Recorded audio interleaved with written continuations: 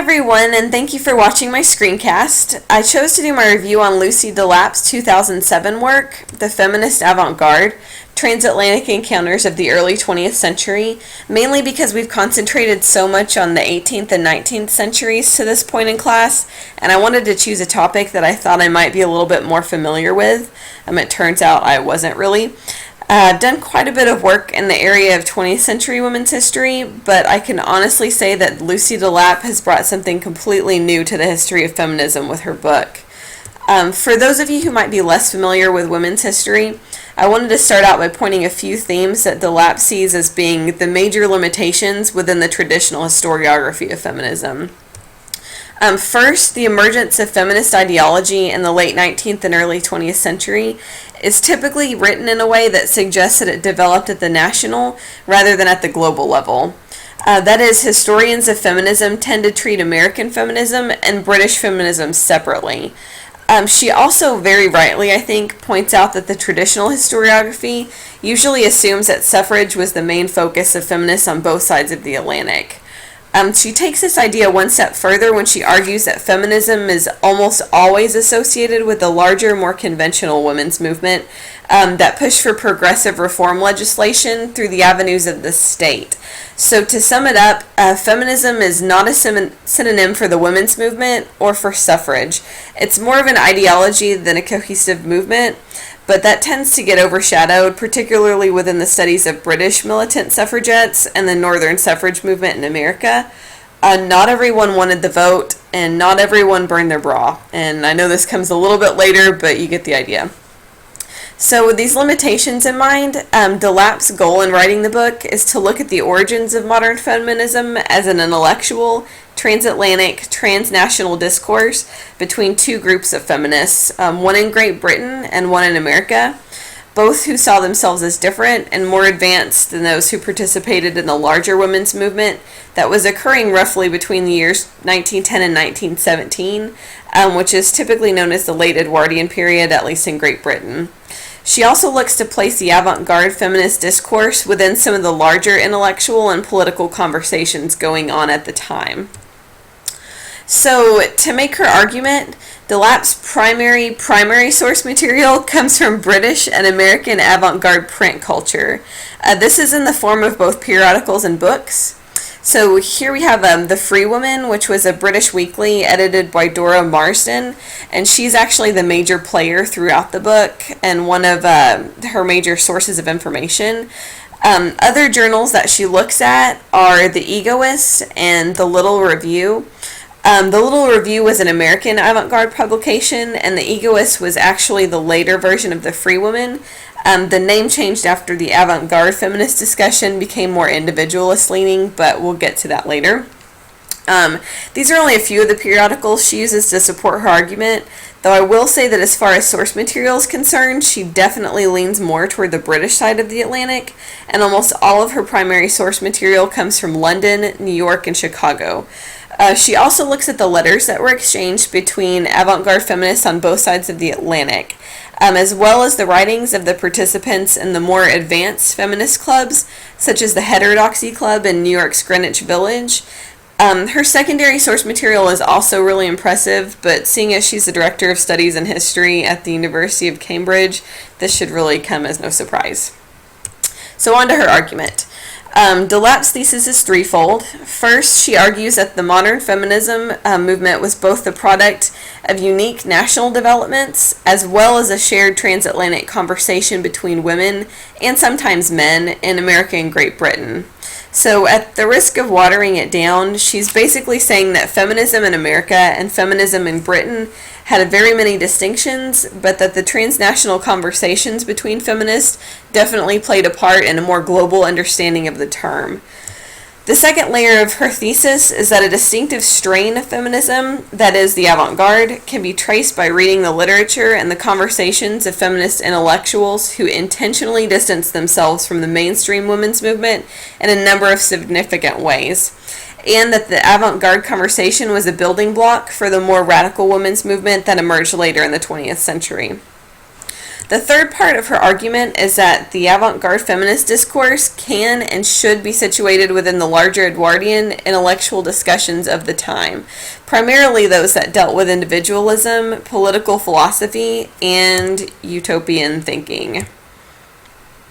Delap organizes her argument into three major sections. The first is really geared toward identifying what made the avant-garde feminists different from other more moderate feminists and suffragists, and this includes defining what distinguished American and British feminism in terms of what made them nationally distinct. Also how the avant-garde individualist philosophies played out in relation to the state on both sides of the Atlantic. And since this section is particularly important and the longest section in her book, I'll go ahead and take a moment to briefly summarize the main points that she makes before going on to the rest of her organization. So first, here are a few images that I pulled that illustrate some of the members and activities of the Feminist Avant-Garde Circle. At the top is a photograph of the Heterodoxy Club, which was a group of intellectuals that met once a week in Greenwich Village, and whose writings Delap cites in her argument quite a bit. The bottom left is a photograph of Isadora Duncan.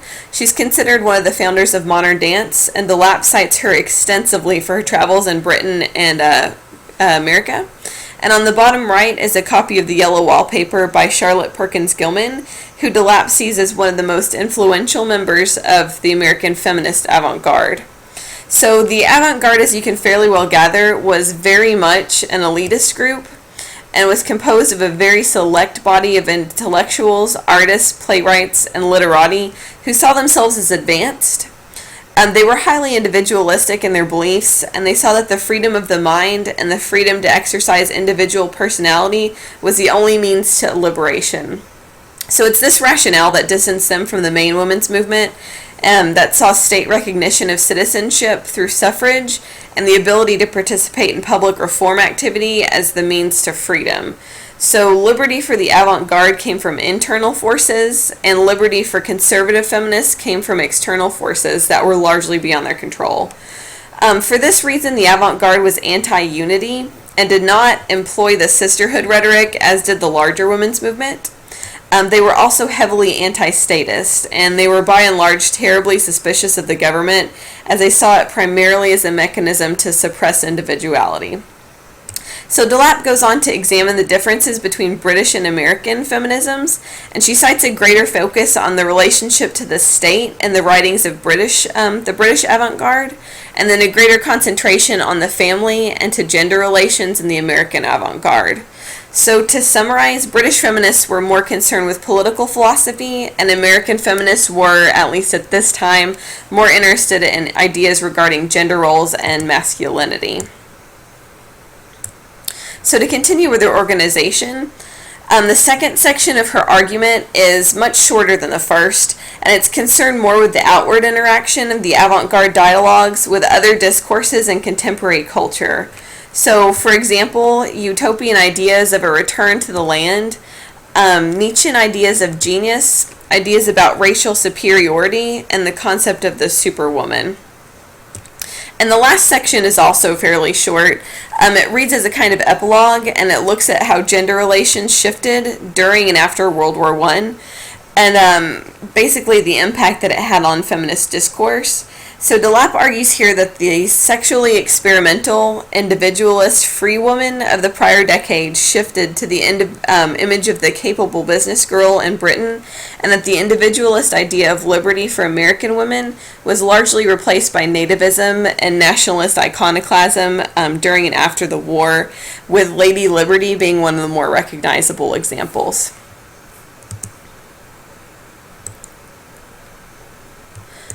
So overall, I found Delap's argument to be really strong.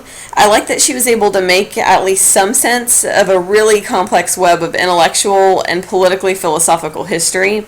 And honestly, I applaud her for being able to uncover something new in an area of study that's been pretty well picked over for the past 40 years or so. I also like that she was able to look at some maybe lesser known individuals like Dora Marsden, The historiography of the period tends to be dominated by figures like Carrie Chapman Catt on the US side, and then the Pankhurst sisters on the UK side, so it's refreshing to see some new figures.